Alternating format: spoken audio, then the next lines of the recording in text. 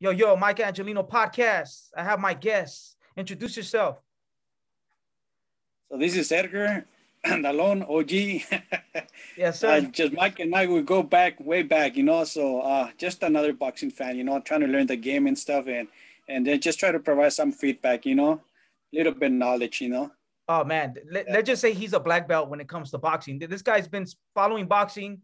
He's a historian of boxing. Ask him anything about boxing. He knows. That's why he's in the Mike Angelino podcast for sure. All right, Edgar, you're trying to be modest, but I'm gonna give it to you raw like sushi, and I need you to give it to me raw like sushi. All right, so there's a lot of controversy. The Canelo, hey, he's picky, he's cherry picking. He's not. This is the mandatory, et cetera, et cetera. Give me your position and give it to me raw. So, I mean, the truth is, bro, is that we're not used to this type of way of making boxing nowadays. Everybody wants to see the big fights, just like the Marquez, you know, versus Pacquiao, and how people, you know, yesterday we saw a perfect example where people just went at it without any restrictions or anything, just let them fight, you know. But we have to realize that we have to evolve.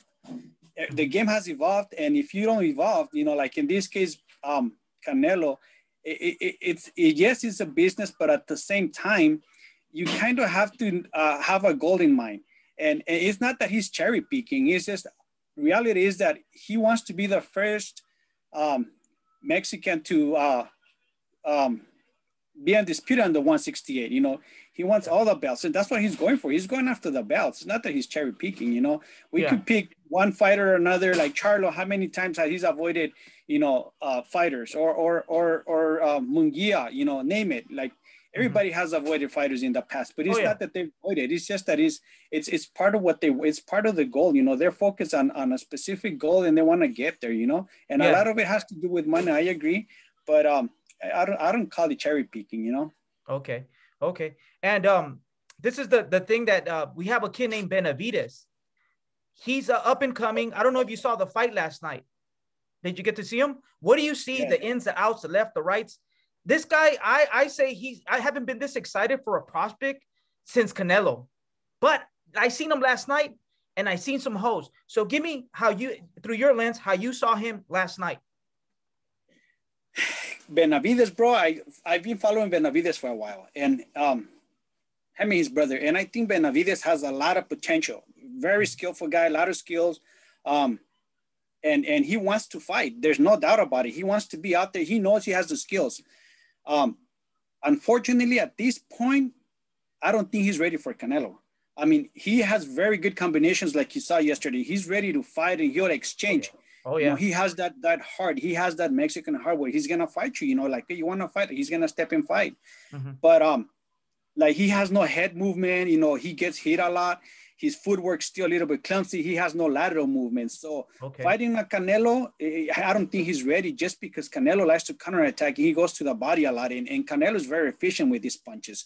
So you know what? Benavidez is still young. I think if Benavidez waits about, you know, I don't know, 2 more years, couple of more fights, just to get that experience, I think he will probably be the one fighter that could give Canelo trouble. A great fight. He's a big guy. He's 6 feet, 6'1", something like that. That's a great stick. So what are the good things you see from him last night? What is something like, oh shit, does he have a good stick? Power? He has. Yes, I think he has very good power. He has really good. I think, you know, honestly, from 168, he probably has the best combinations out there right now. Yeah, he's very explosive, definitely, brother. He's very explosive. He's fast. He's strong. He's, you know, he likes to keep his distance, and he likes to set the tempo when he's fighting. If you notice, he's always on the right distance. He's fighting, and he yesterday actually, even though he's 22 years old, 20. He's 24. Just turned 24. 24. So he's still young, but at the same time, he's very mature. He was very relaxed, you know. And it's not just the opponent; he was just look relaxed. But like I said, when he fights like a Canelo fighter, you know, with those skills like Canelo, maybe even I want to say, who else can give him probably? That's what I was gonna ask you. Who can you match him up to put him in that level with Canelo in a year or two? Who are the best matches for him at the 168? I think first he probably has to face someone like maybe Charlo. That would be a great fighting Charlo. Maybe even Billy Joe Sanders after he fights Canelo, just to see where he's at. Maybe even Plant, you know, but I don't think Plant is gonna fight him just because he knows he has a chance to fight Canelo. Oh, no, so there's no way he's gonna use that chance. But I'm thinking maybe like even push maybe a Jacobs. You know, I know Jacobs was fighting at 160, maybe 168. Those are good fights because they have experience that could bring something for Benavidez. You know, just to get him ready for Canelo. But I see Benavidez maybe, you know, maybe 2 years from now. It'll be a very good match for Canelo. Oh yeah, not right now though. No, true. That's a 100% true facts. I was talking to my dad about it. We saw the fight because I was talking about Benavidez. I'm a big fan. And we're talking to, like, I saw holes and I'm like, oh man, not quite. Maybe there's no fans. Maybe that's affecting them. No excuses. And but yeah, I seen holes, and the truth is the truth, dude. I'm not keeping it real. And I don't think he's ready. Canelo will pick him apart. I see Benavidez like I saw Canelo when he fought Floyd, or when he fought Lara. He beat Lara, but I seen holes in it. Like he didn't cut the ring right. Little things. Now Canelo's in his super prime, perfect 10, a perfect 10. And a lot of people are talking about it, and that he's picking, and like you explained, and I see it because I know I have the experience with the A side, and I know it's a business, and sometimes you get this fighter to go to this fighter, and it makes sense. If they don't make money, it has to make sense, right? It doesn't make sense. So I get it. It's a business. But yeah, that's the problem fanatics have. Go ahead. And I know they want to see war, and I understand. Like, we're pushing it. We want to see, like I said, you know, want to see a Marquez, a Pacquiao. We want to see a Chocolatito versus, you know, Gallito. We want to see those type of fights. But unfortunately, a lot of the fights, think about it, you know, Canelo has pretty much, he has the best resume under 160, 168. There's no doubt about it. So it's not that he's picking and choosing opponents. It's just that, number one, Canelo right now is in his prime. So I don't care who he faces right now, to be honest. I think he's going to pick him apart. Like, Canelo's that he's primed. He has improved so much tremendously. His all-around boxing skills, from his head movement to his footwork, combinations. His timing's perfect. You know, his timing is ridiculous. His counterattacks, you know, he counterattacks. Dude, he has experience. The guy steps into the ring and he's going to intimidate you. It's not the fighters don't want to exchange with him. They know that if they make mistakes exchanging, Canelo's going to counterattack. And that's what he neutralizes opponents, you know. As we've seen versus that Vini, what'd you see there? Nothing. He didn't do nothing. Counter body. And just look at his resume. Lately, you know, he fought Jacobs. Nobody wanted to fight Jacobs. Everybody thought Canelo was going to take the fight. He won against Jacobs. He fought Triple G twice. Great fight. Those are great fights. The Triple G's. He went up to 175 regardless. Kovalev was still a champion at 175. He just fought Smith, which is undefeated, at 168. And a lot of times people don't give him the credit that he deserves. But honestly, the guy's just, you know, he's great. We have to give him his credit, you know. And I know BGS is going to be a great opponent, but I think Canelo with the body shot is probably going to neutralize him after, you know, maybe late round stoppage. They're saying that he might stop him. The only person that could give him some type of competition is Benavidez, but he's a little too green. 2 years, like we said. There's Sudo Ramirez. Charlo needs to go up. There's Caleb Plant. So there's a lot of opponents for Canelo, but Canelo could beat them all. So let that be Benavidez's food for he could get the experience. So in 2 years we see the matchup. That would be a mega fight, definitely. Mega fight, dude. Oh, So talking about mega fights, to switch the combo a little bit, Chocolatito versus Gallito last night, controversial finish, beautiful fight, science at its fullest, boxing, but it was a controversial ending, and the referee put a wrinkle on that fight. Like, he killed it, man. But give me what you saw in the fight, and then we'll talk about the ref or whatever you want to give me. So, first of all, like you said, that was a spectacular fight. It was a great fight. I was breathless, like the whole fight. I wasn't even blinking. That's how good it was. They threw over 2,000 punches, bro. It was ridiculous. It was insane. Like those guys, the fight was just incredible. Unfortunately, just like you said, you know, some things have to ruin the whole show, you know, like the referee, for instance, 117, 13. So, yeah, it's ridiculous, you know. But yeah, just the fight alone, I think it was a very close fight. In my opinion, should have been at least a draw. But honestly, I think I had Chocolatito up by 1 or 2 points, bro. But I think I would have been happy with at least a draw. I mean, because they both gave it, you know, their best and stuff. So, and I understand sometimes it's politics, it's business. Same thing happened with Estrada when he first fought what is it? The Thai guy? The Thai fighter? He's going to fight him next. Yeah. That won the fight on Friday too. Yeah. Same thing on the first fight. It was a controversial because they give it to Rugvas side. What he should have, I think it should have been at least a draw. Second fight, you know, Gallito came and beat him. So now they're going for another fight. You know, they're going to make it a third fight. But I mean, unfortunately, those kind of things happen where such a great fight, but then something has to happen to kind of make it a little bit sour. Just like Canelo and Triple G, great fights, but you know, that one card was like same thing happened. Same thing happened. One referee killed it, and then you know. But you know, I think I was just glad that I was able to see that fight. It was such a great, amazing fight. We need another 12 rounds to see. How I see it, it was everything. It's like you're in the mirror shadow boxing. They're made for each other. They're perfect styles, make fights.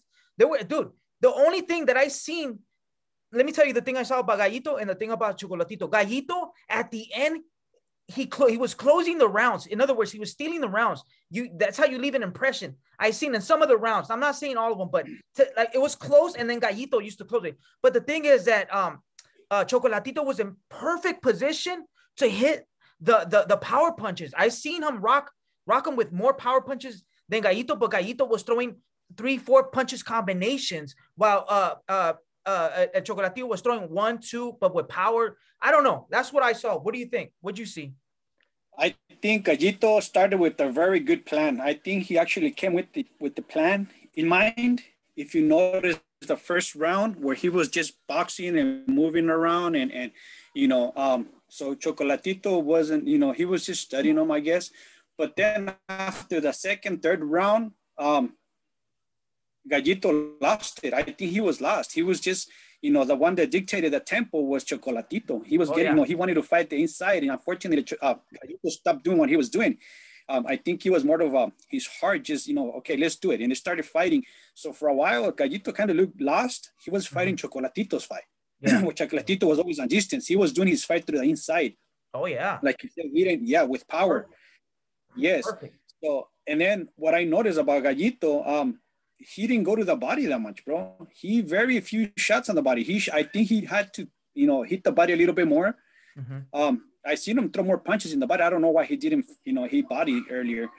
And then no head movement. Like he was getting hit a lot, bro. Like if you notice, he was staying there. He wasn't really a lot of power shots. Yeah. And Chocolatito, I think he started pushing it after like the second, third round. If he would have maybe made an impact since like round number 1, just pushing him, I think, you know, he, you know, more convincingly, he would have won the fight. But overall, I think it was a great. Yeah, go ahead. Do you think it was a great fight overall? Yeah. Do you think that in the 12th round, I don't know if you saw it, that Chocolatito hit Gallito with a power shot and he got him drunk? You thought he was hurt or no? Did you think he was hurt? No, he was hurt. He was hurt, huh? Yeah, actually his corner told him, you know what, you gotta go after this round. You gotta win this round. So I think Gallito wanted to get that round, that last one, but he opened up, you know, and that's why Chocolatito was able to connect twice, like 2 clean shots to the face where he stumbled Gallito for a while, but it was just the heart. They kept going at it, you know? Exactly. That's what I was going to say. It was Gallito's heart that it stumbled him, but his heart, his conditioning, his heart, he brought him, boom, boom, the bell rang, boom, boom. He was on top of him with that. So it's like he got him, and then Gallito came back, but it was a close fight. I give it to Chocolatito or a draw. Yeah, same here. But if some analysts say that Gallito won, I'm not mad at it, but how we saw it, how we're on the same page, I think that Chocolatito won. Yeah. No, same here. And unfortunately, I think because of the weight, a lot of times they don't get the credit that they deserve, or you should have been a bigger fight. Yeah. Because how many times we pay $100 for a fight where that's the what fight I was gonna ask you, dog. has not even 20% of the action. These guys deserve the big bucks. You know, put in that type of fight. Yeah, most definitely. We need to promote it and support these type of fighters, bro, because they're going with everything. They'll give us action. And like I said, I mean, how much they probably made, what, like 3-4 million guarantee plus, you know, whatever, you know. Did they make 3 million? Because I'm hearing they made less, brother. I'm not sure. I'm not sure. They're saying that. I haven't even checked, but I'm probably thinking about 3 or 4 million, probably. 3-4 mil?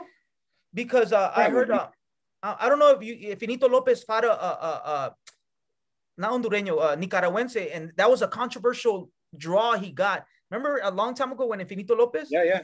That fight, I don't know if you know his name. Against what is it, the Bull? They used to call him. Same thing. That was the only time that Finito actually had a draw. Yeah. And then and I honestly, that fight, I don't know, he was so close, but I think, you know, I also gave it like by 1 round, 1 point maybe to the Nicaragüense, bro. I did, dude, bro.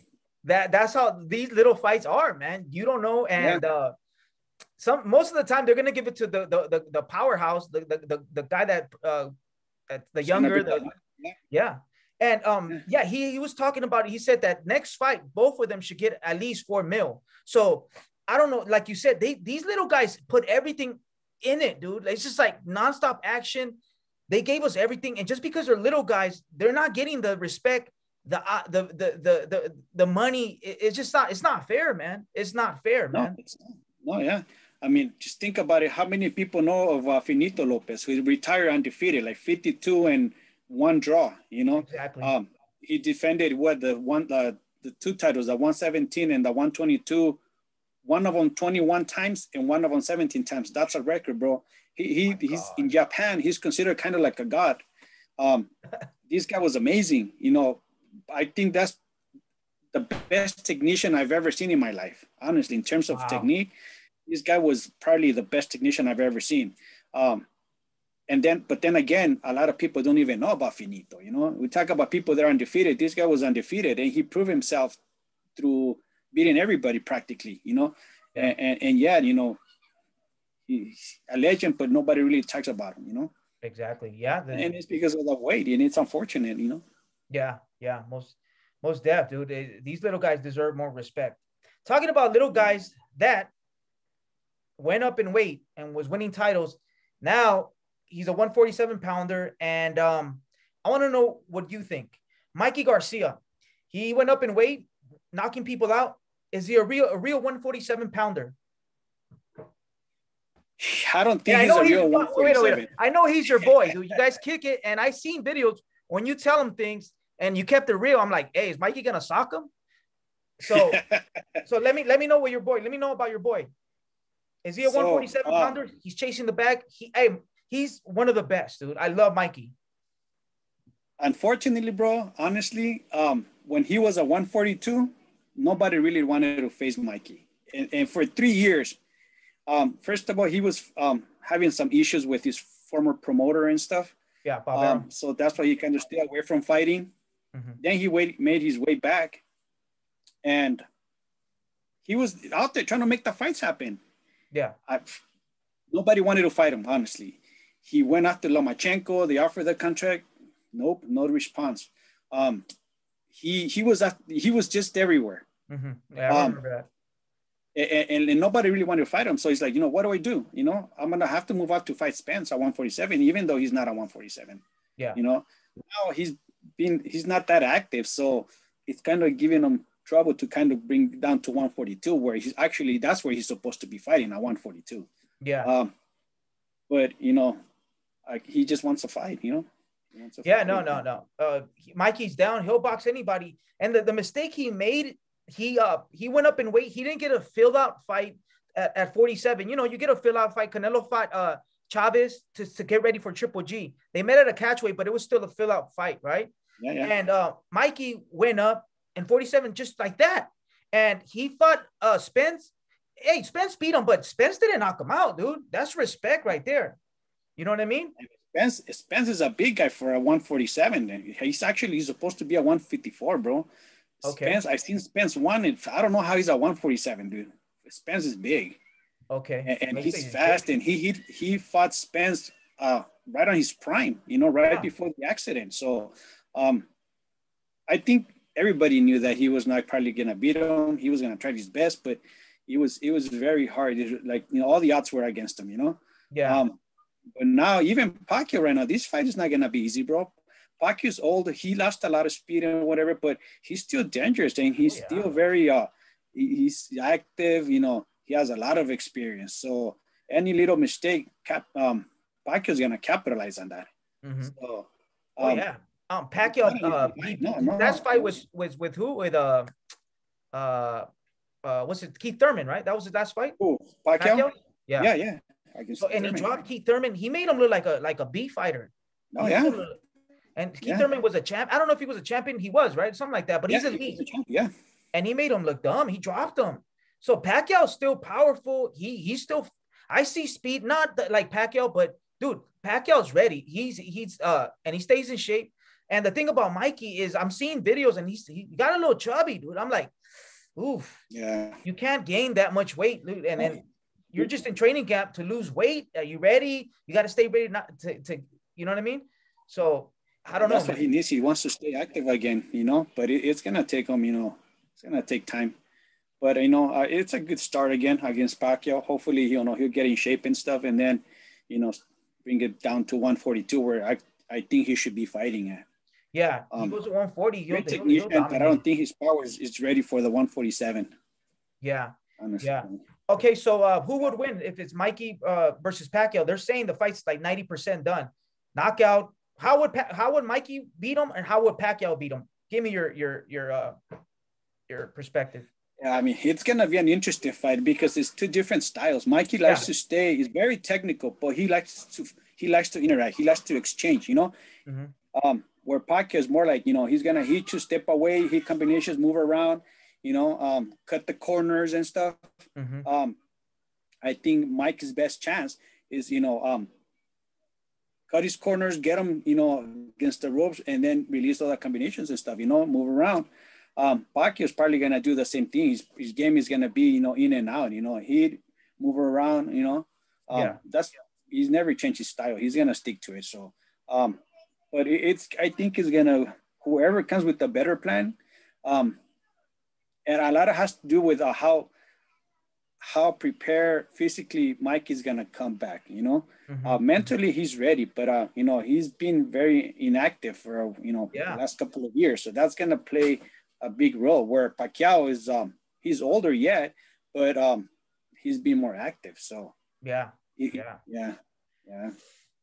When they asked me, hey, Mikey's gonna fight Pacquiao, who do you think is gonna win? And I was like, and I thought about it, like, dude, I don't really know, dude. This is a good fight. This is a great fight. 50-50 fight. Maybe Pacquiao has the edge, but this is a great fight, dude. You don't know who's gonna win. Anybody that says they know, dude. It's not. You don't know 100%, dude. This is not for sure, man. And the good thing is that Mikey has a good at the gym. He has good sparring partners. Oh yeah, that's gonna help him out, dude. He's got a great team down there. So he's got Berger Ortiz. He has Neno. Like all these bunch of fighters that could help him out. Oh yeah, the Riverside. And Berger Ortiz, and Berger Ortiz is fighting next week. Remember that? Oh yeah, that's another fight, dude. Another prospect that's fire. He wants to get in with what's the he's the pound for pound according to Ring Magazine, I think, and Marquez. What's his name? Crawford. Yeah, Crawford versus Berger Ortiz. Do you think Berger's ready for Crawford? Not yet, but I'd say give Berger another 2 years, maybe a year and a half, 2 years. Okay. And I think Berger's gonna dominate the 147 without a doubt, bro. Berger, it's gonna be one of the top prospects coming up. Oh yeah. And the reason I'm telling you this is I saw Berger when he first started, when he used to fight right here at downtown at the what is it called? Shoot. What's it called? Damn, it's been a while, dude. It's downtown LA. But it's a little club. It's a little boxing gym that they have in there. And I remember he was fighting his 12 and 13 fight. 11, 12, and 13 fight right there at downtown. And I went to go see him actually. So my friend is like, hey, you know what? Let's go see this guy, Hector Tanajera. Yeah. And I was like, who's that? He's like, dude, he's coming up. He just debuted like a year ago and stuff. He's like 7-0, like all KOs. I was like, he's really good. So I was like, oh, let's go. So we went to go check him out. And he was supposed to be the one fighter that Robert was supposed to be promoting, right? Mm-hmm. But right before the main event, I saw Berjo. Berjo Ortiz fought that day. And Berjo was his 11th fight. Mm-hmm. And then I was like looking at Berjo and I was like, damn, that guy's big. I go, who's that? He's like, that's one of Robert Garcia's upcoming fighters. He was like 18 at that time, I think 17 or 18. I was like, damn, that guy's good, bro. I said, he's going to be a force to be reckoned with. I think he's going to be one of the future, he's going to be one of the main fighters. He's like, no, but we'll look at Hector. Hector's, he's the main guy. So I look at Hector, Tanajera, and he looked good. He won that fight. I was like, no, I remember clearly that day after the fight, we went back to the locker room with Robert Garcia. I think I saw a video. I think I saw it on Instagram. And then we were talking about it, and he was like, dude, what do you think about Hector? I was like, he's really good. He has a lot of potential. He's good. But honestly, I like the guy that fought before him. I think he has more of a future. He's more aggressive, better combination. Since Berjo, he's like, oh, yeah? So I've been following ever since. Dude, Berjo, he's give that guy 2 years, and without a doubt, he's going to dominate the 147, dude. Dedicated kid, always in the gym. The first one to come in, the last one to leave. Dude, that guy's he's special, dude. I seen it. I seen it fast. You see when he knocked out what's his name? Maestrito from Riverside. Yeah. What's his name? Yeah. Dude, no one has ever done that to that guy. Although he's a veteran, he destroyed him, dude. Destroyed him. When he did that, I was like, hey, that guy's special, dude. Oh yeah. Yeah, I'm telling you, give him like 2 years, Crawford, Spence, dude. This guy's gonna take the 147. He's gonna clean the division. He's gonna clean it. Yeah. Oh yeah. What about Munguia? What do you think about him? Is he ready? Not ready? Does he have potential? Munguia, Morales is a trainer. I think going with Morales, I think he was going to improve his defense and all-around game. Mm-hmm. I think he's the same Munguia I've seen, where he's very aggressive, very powerful, bro. Don't get me wrong. Oh, yeah. He ripped that guy's mouth open. Remember his last fight? Oh, yeah, no, he can hit. Munguia can hit. He's tall. Very aggressive. He has that heart, he wants to fight. He wants to fight. But then again, no defense yet. He needs to improve his defense, bro. His footwork is clumsy. He's a frontal fighter. He just fights forward. He has no lateral movement. I think he needs to work on his defense. Like, I don't see him fighting at 160 right now.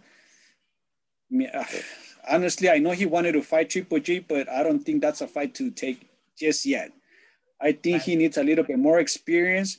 Give him about a year more. Give him 2 more fights, get more experience. Let Triple G get a little bit older and then fight Triple G to get that experience. Yeah. But I don't think he's ready for Andrade or Triple G or those guys yet. I think he has a lot of future though. The good thing is he's 23. He's still a kid, man. He's still young. Ryan Garcia's age. He's still young. So there's no rush. But they were talking about throwing him in with Triple G. I'm like, dude, he's not ready, dude. He's not ready. We saw with Fernando Vargas when they threw him in with Felix Trinidad. Felix Trinidad said it was the hardest fight of his life, but dude, he destroyed Vargas's career, man. He destroyed it. It's over. Yeah. So you got to be very careful. He had a lot of future back then. Yeah, man. Vargas had a lot of future, but unfortunately, it was too early to put him against Trinidad. Trinidad was at his prime, bro. Trinidad was a beast at that time. So that was the biggest mistake, But Vargas kid, he's really good. Oh yeah. Who do you like? There's 3. There's one I like. Who do you like? I like the youngest one, bro. Yeah, Emiliano. That was sick. Yeah. That little kid is fire. Always in the gym. Always. Yep. Yeah. I mean, No. you don't play boxing, dude. The other kids, especially the older one, I saw his last fight. Hey, he did good. But the thing is that he dropped out of boxing. He went to college and he came back. You don't do that, dude. You have this is since you're 5 years old, and then you develop muscles, you develop reflections and all that. You can't take a year off. You can't take 5 years off. And no, dude, this is boxing, dog. This ain't the YouTubers that decide to fight. No, dude, this is boxing, dog. You don't play boxing. You play soccer. You play baseball, football, basketball. You don't play boxing, dude. Yeah, it's like I don't know if you know Ernesto. He has a show, no se puede jugar boxeo. Yeah, I love that cat. Yeah, that fool, we used to go eat tacos downtown with him. Okay. Right now, so same thing. You can't play boxing, but just like you said, bro. The best boxers right now, I think those are the ones that are very dedicated. If you put the 100% to look at Canelo, bro, the fool, whether he's fighting or not, he's training all year round. Oh yeah. Same thing with Burge Ortiz. That's another one. Like Mayweather back then, he was like 100% dedication too, so Hopkins. That's why they're always ready. Yeah. And you know what? It's true, man. You have to, Canelo, after he fought Floyd, I see a lot of Floyd. This fight that just passed, I seen a lot of Floyd things, dude. He leaves that jab out, boom, little stuff. How he moves, I saw a lot of Floyd, dude. He learned a lot from that fight, and what he especially what he really learned is staying in shape 24/7, staying that way 24/7. You stay ready, you don't have to get ready. You know what I'm saying? So go ahead. So people talk about how he supposedly he notifies boxers that he's gonna fight him a month and a half before the fight. Dude, you gotta be ready. If you're professional, you stay in shape all the time. That's not an excuse, Especially in the pandemic. Right now, we don't know what's going on. Yeah. So no, you gotta stay 100% focused and dedicated, and yeah, definitely. I think he learned a lot. There's two fights I think that he learned a lot from. I think he was fighting Triple G and fighting Mayweather. Those are the two fights that he fighting Triple G. I think gave him that confidence that, hey, you know what? If I could take your hits, I could fight anybody. He took that shot. I could take your pressure because Triple G likes to pressure. If I could take your pressure, then I could take anybody's pressure. Yeah. I think that was one of the fights, and the other one's losing to Mayweather. I think he finally realized, hey, you know what? I'm not as good as I think I was. I need to work twice as hard. I need to work because back then when he fight Mayweather, he was still young. He lacked a lot of experience, but he was just another frontal fighter. No footwork. He was flat-footed. Still flat-footed, but he moves at waist a lot now. He moves his head now. He cuts angles. He goes to the body. He combines. He stays on tempo. He does it now. He's like, okay, now he put it together. He finally, this is a prime Canelo. Yeah. Back then, he had a lot of faults, which Mayweather exploded. Mayweather was smart. So, I mean, good thing he fought those two fighters. Now this is the unbeatable Canelo, I think. Yeah, you know what? That's very true, dude. Those Triple G fights they were exciting, and he fought Triple G. The first one, he boxed him and countered him. The second fight, he went at him. So those were two different Canelos, two different game plans, and he exhibited what he can do. And after that, dude, it's everything. He moves, but his defense. He made Danny Jacobs look like a amateur boxer. He didn't touch him, outboxed him. He didn't even break a sweat. Easy money, easy work. Hey, and that's what boxing is. Hit and don't get hit. Yeah, Juan Wars. I'm a Mexican fanatic, boxing fanatic. Mine says boxeo mexicano. I love Chicano boxing, but mine says boxeo mexicano, dog. I love boxeo mexicano. And he's more of American type boxing, countering and boxing, power boxing. And but yeah, he learned a lot, dude.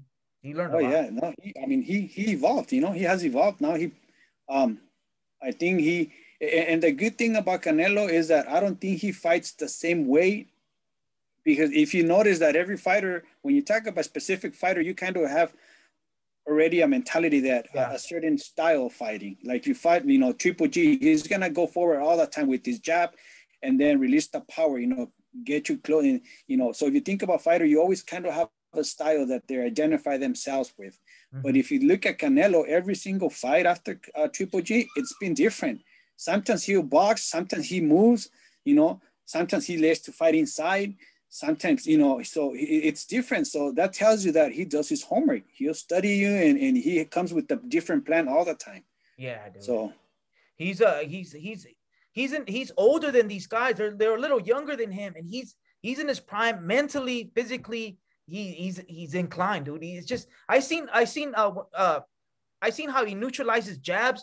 I seen how he plays defense. He puts his hand, his one of his hands up, and then the other one he blocks the other guy's shot. Like if he's gonna throw like an upper, he hits the arm. Like it's just I'm like, what is he doing? It's just some crazy like jujitsu type boxing. It's just like crazy. No, it's crazy. I've seen him where he fakes, but he fakes like he's gonna go to the body with this whole body motion, and then he comes up with the with the hook, you know, or he starts with a little jab, but turns it into a power punch with, you know, like a fly hook or something, you know. It's like that's the shot I saw versus that Nini. Faking, you know, boom, he threw that right. It just very high IQ. Has a good IQ, yeah. He's fired, dog. Oh yeah. So what do you think about Pitbull, dude? I saw him yesterday too. Oh man, looking at him. This is my second time, bro. Yeah. To tell you the truth, dude, I saw it with my pops, and my dad keeps it real. And I was like, no, watch him. Like he's good, man. Don't worry.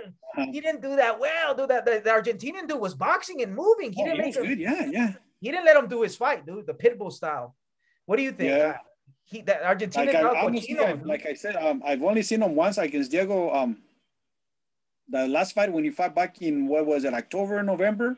Yeah. Where he beat him, like, I think it was a first or second round, he beat him. Yeah. Like quick knockout. And then after that, but that was my first time ever like looking at this guy. So yesterday was my second time watching his fight. So I really haven't been following him. Yeah. But I think I'm gonna follow him more. What'd you think of his performance last night?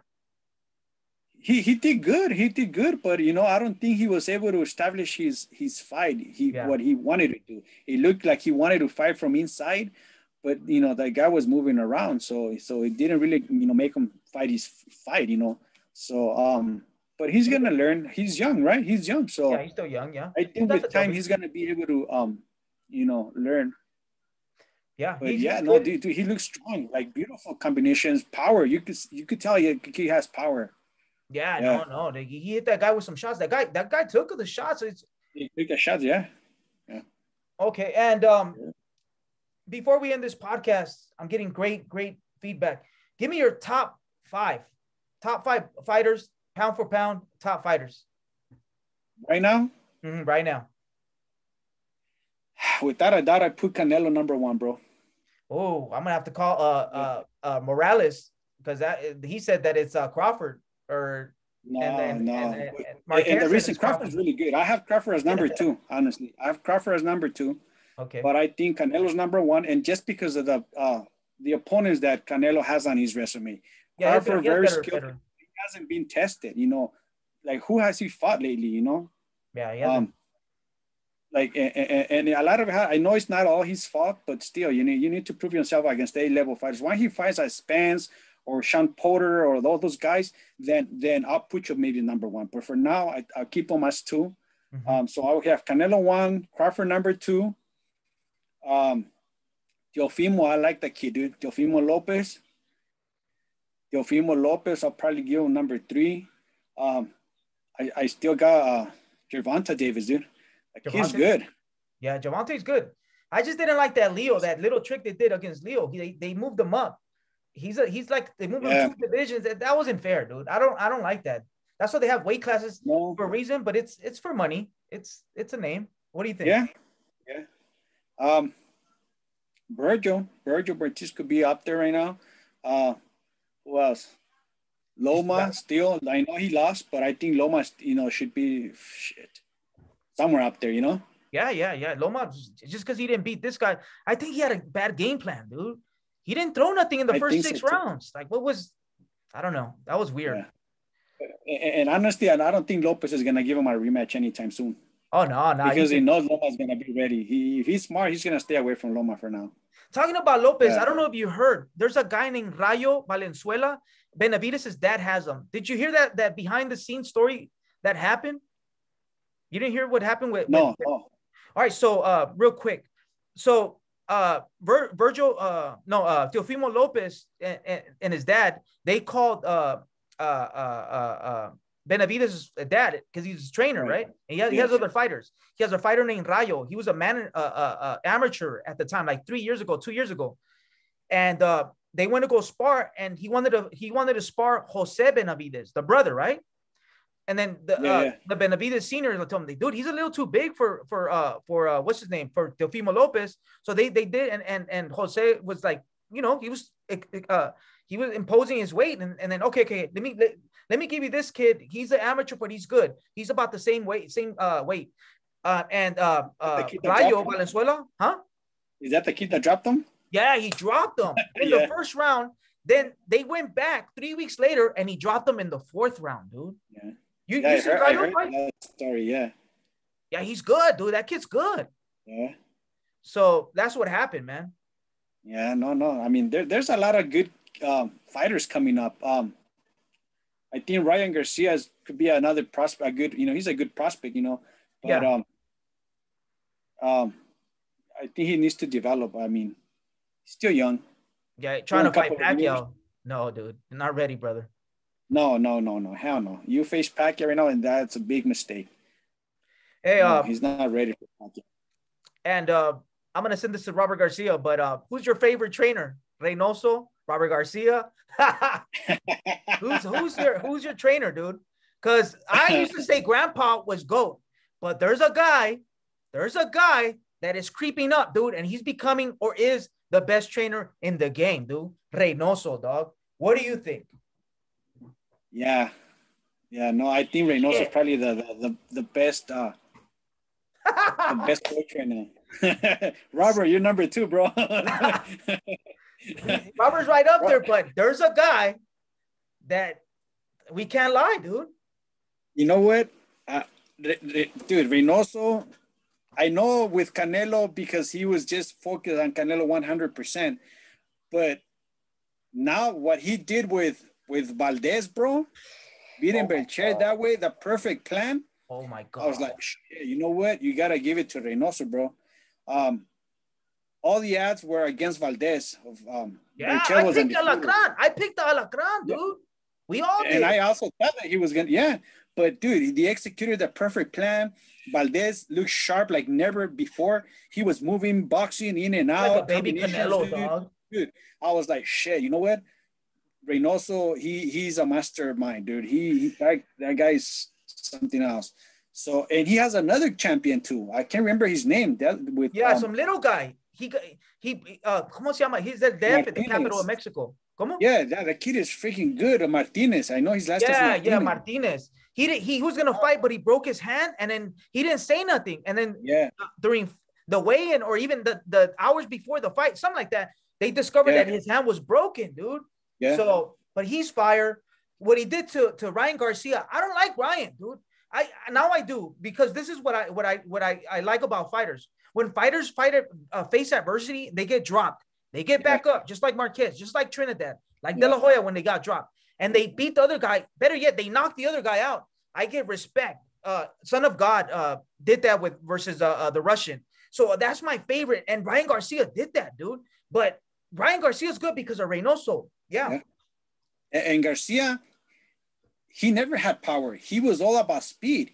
Mm-hmm. Now he has power, bro. Like to knock down, Campbell like that's he's got power now. So he's gonna keep improving under Reynoso. If he stays with Reynoso, he's gonna be a force to be reckoned with. So, and then he has Reese now. I heard that he's coming back. Andy Reese. He's gonna fight the other Mexican heavyweight. Arreola. Yeah. And after that, he wants to go for Wilder again. So. Yeah, that's what I was gonna tell you. Yeah. All right, who will win that? Wilder versus of course, if he beats his fighter, but Wilder versus Reese. Give me yours and I'm gonna give you mine because I have mine. Like, go ahead. It all depends, dude, because I need to see how Reese is gonna come back after training with Reynoso. But knowing how Reynoso makes him work out, dude, he made him lose 25 pounds. I heard. So he looks in shape now. So hopefully he's able to work his head movement, going inside and it all depends how he, how he's, he looks in this next fight. But I think Reese has a very good chance of beating Wilder. He can get inside. Yeah. What I think I think Wilder is damaged goods. He's done, dude. He got hurt. He got hurt bad, dude. Luckily, his coach stopped the fight, dude. Luckily, his coach stopped the fight, or else he would have died, or he would have got like really brain damage. But now he's saying that his coach's fault, that he poisoned him, or no, then this. Dude, he's done mentally, dude. He's done. And luckily, his coach saved him, dude. He could have died, bro. You don't play boxing, dude. No, you know yeah, you're right. You're right. I think whoever touches each other, this guy could knock him out, but Wilder could knock him out, but this guy has a chin, and I think that Wilder's damaged goods, dude. It's a wrap, dude. It's a wrap, I think. I'm actually curious to see how, what plan, what improvements they made with Andy Reese, bro. Oh, yeah. I know Reynoso's good, so he's going to come up with a good plan. So I'm excited, actually, to see him fight again. Oh, yeah. Do you know when he's fighting? I haven't. I think, no, I don't have a date, I think. I haven't heard, but yeah. Yeah, there's interviews and everything. They're talking about him and Arreola. Arreola, yeah. Arreola's a gatekeeper. He's good. If you sleep on him, he'll kick your ass. But he's a gatekeeper. He's a gatekeeper. So we're gonna see. But yeah, man. Sure. This is the podcast, and where can we find you? What's your handle on Instagram, Facebook, Twitter? In case I have followers and they want to talk to you and get your point of view, your insight of the game. Maybe you could give them a quick interview or some Twitter info or anything. Where can we find you? Yeah, same. You got my address. I have Facebook. I have Instagram. So at edgarandalon.com. Okay, I'll put it in the description. Do you have a YouTube channel? Yeah, I'm always here to, anything, want to share and stuff. So let me know. Maybe next time I can share some pictures with you and stuff. Hey, okay. You gotta go to the gym. Yeah, dog, for sure, dude. I wanna go kick it with Robert, talk trash.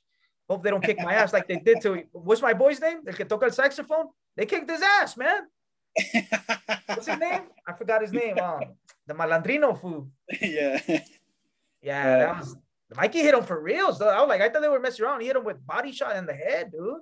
Yeah. Hey, you don't play boxing, bro. You don't play boxing. Hey, don't get in that ring, dog. Don't get in that ring. Yeah. But yeah, brother.